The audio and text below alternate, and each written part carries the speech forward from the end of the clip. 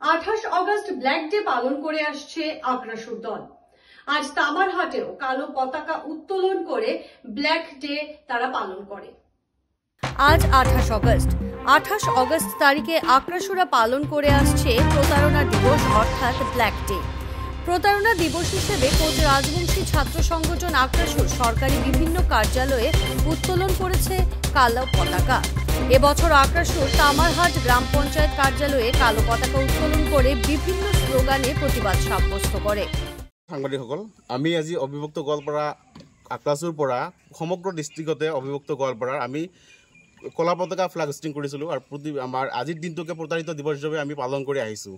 কিয়নো 1949 চনৰ 28 আগষ্ট মাত্ৰ আজিৰ দিনটোতে আমাৰ কোচ ৰজা জগদীপেন্দ্ৰ নাৰায়ণ ভূপ বাহাদুৰৰ লগত চৰ্দাৰ বল্লভভাই পেটেলৰ মাৰ্জাৰ এগ্ৰিমেণ্ট চুক্তি হৈছিলে। সেই চুক্তিৰ যোগেদি আমাৰ কমতাপুৰ ৰাজ্যখন বা কোচবিহাৰ ষ্টেটখন মাৰ্জাৰ এগ্ৰিমেণ্টৰ যোগেদি গ শ্ৰেণীৰ ৰাজ্য হিচাপে ভাৰত চৰকাৰৰ লগত চামিল হৈছিলে। কিন্তু এই চৰকাৰখনে যি কথা মতে যে চামিল আমাৰ মাৰ্জাৰ এগ্ৰিমেণ্ট হৈছিলে, কিন্তু আজিৰ দিনত আমি তাৰ ফল একো দেখা নাই। আমাক বাৰম্বাৰে প্ৰতাৰিত কৰি আছে। আমি কোচ জনগোষ্ঠীয়ে একো সুবিধা পোৱা নাই। আমাক যি ৰাজ্যখনৰ যি মাৰ্জাৰ এগ্ৰিমেণ্ট চুক্তি আছিলে যে আমাক গ শ্ৰেণীৰ ৰাজ্য হিচাপে আমাক ঘূৰাই দিব এদিন, কিন্তু আজিৰ দিনত আমাক প্ৰতাৰিতহে কৰি আছে। আমাৰ কোচ জনগোষ্ঠীয়ে বহুত দিন ধৰি আমি আমাৰ জনজাতিকৰণ বিচাৰি আছোঁ, কিন্তু আজিৰ দিনত বাৰম্বাৰে কথা দি পেলাই প্ৰতাৰিত কৰি আছে। সেই ক্ষেত্ৰত দেখা যায় যে জীৱন সিং ডাঙৰীয়াকো চলাহী কথাৰে মাতি আনি পেলাই প্ৰতাৰিত কৰিলে যে আমাৰ শান্তি চুক্তি আলোচনা হ'ব, কিন্তু আজিৰ দিনত দেখা যাওঁ যে কোনো শান্তি চুক্তি হোৱা নাই।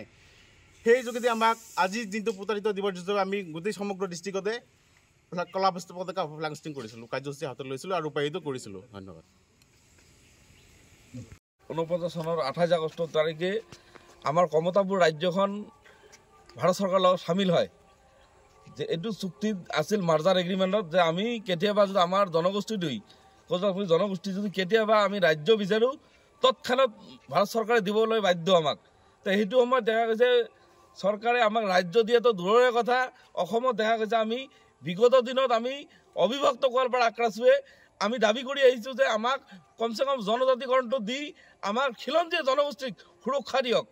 কাৰণ এইটো সময়ত দেখা গৈছে আজি সুৰক্ষাৰ নামত আজি যাৰ মুখ্যমন্ত্ৰী ডাঙৰীয়াই কালি আমি বিধানসভাৰ মজিয়াত দেখা পালোঁ আজি মাইনৰিটি বা বংগমূলীয় মিয়া মানুহ লৈ যিটো কৈছে যে নাই চেলেঞ্জ কৰাৰ নিচিনাকৈ কৰি পদক্ষেপ লৈ আছে। কিন্তু সেইটো সময়ত আমি দাবী জনাইছোঁ ক'ত আমাৰ জনগোষ্ঠী, আমি ইয়াৰে খিলঞ্জীয়া জনগোষ্ঠী দাবী জনাইছোঁ আমাৰ ৰাজ্য থকা এটা জনগোষ্ঠী আমি আজি ভূমিহীনৰ পৰা আদি কৰি গোটাইখিনি হেৰুৱাব লগা হৈছে। কিন্তু সেইটো সময়ত আমাৰ মাননীয় মুখ্যমন্ত্ৰী ডাঙৰীয়াই কেতিয়া আমাৰ জনগোষ্ঠীটো এছটিকৰণ কেতিয়া কৰিব?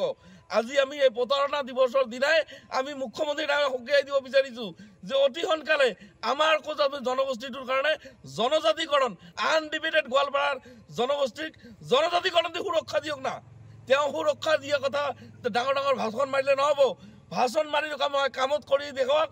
অবিভক্ত গোৱালপাৰা আমাৰ কোচ জনগোষ্ঠীখিনি যদি খিলঞ্জীয়া মানুহখিনি যদি ৰক্ষা কৰিব বিচাৰিছে আনডিবেটেড গোৱালপাৰা আমাক জনজাতিকৰণ দি এছটিকৰণ কৰি আমাৰ চিটকেইটা ৰিজাৰ্ভ কৰি আমাৰ হাতত ৰাজনৈতিক ক্ষমতাখিনি দি কেনে দেখাওক, তেতিয়াহে ভাবিম যে নাই মুখ্যমন্ত্ৰী এনেকৈ সঁচাকৈ খিলঞ্জীয়া জনগোষ্ঠীৰ বাবে কাম কৰিছে। যদি তাৰ সৎ সাহস আছে আমাৰ জনগোষ্ঠীটোক কমচে কম এইটো দি কৰক। আজি আমি তেতিয়া তাক ধন্যবাদ জনাম, আমি মুখ্যমন্ত্ৰী ডাঙৰীয়াক ধন্যবাদ জনাম। সেইটো সময়ত কৈ আছে যে আমাৰ খিলঞ্জীয়া জনগোষ্ঠী চৰকাৰ, কিন্তু আমাক কেতিয়া কৰিব?